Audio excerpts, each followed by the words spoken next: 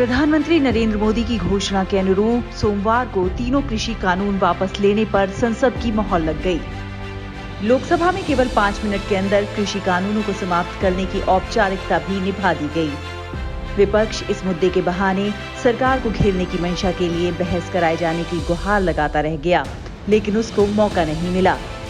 केंद्र सरकार के कामकाज के इस तरीके पर विपक्ष ही नहीं, किसानों ने भी सवाल खड़े किए हैं। किसानों का कहना है कि आज सरकार ने केवल 5 मिनट में ये कानून खत्म कर दिए। सभी ये जानते थे कि ये काम चंद मिनटों में किया जा सकता है, लेकिन सरकार ने इसके लिए किसानों को 1 साल तक बिठाए रखा।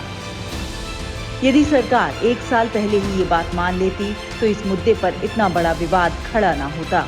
कृषि कानूनों की वापसी के बाद बड़े किसान नेता की छवि लेकर उभरे भारतीय किसान यूनियन के नेता राकेश टिकैत ने कृषि कानूनों पर किसानों को बधाई दी और कहा कि सरकार केवल 5 मिनट में कानून वापस कर सकती थी। हम ये बात पहले दिन से जान रहे थे, लेकिन सरकार ने इसके लिए हमें 1 साल तक बिठाए रखा।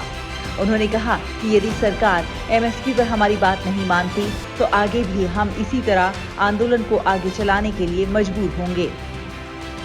राकेश टिकैत ने कहा कि ये काला कानून एक बीमारी थी, जितना जल्दी कट गई उतनी जल्दी ठीक है।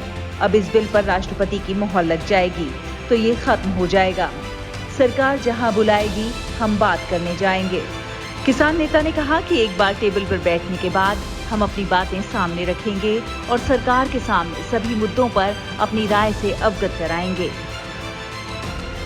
लेकिन एक बात स्पष्ट है कि मृत किसानों के मुआवजे और लखीमपुर खीरी में किसानों की हत्याओं के जिम्मेदार मंत्री को हटाए बिना कोई बातचीत नहीं होगी। यदि किसानों का यही रुख बना रहा तो किसानों और सरकार के बीच गतिरोध बरकरार रह सकता है।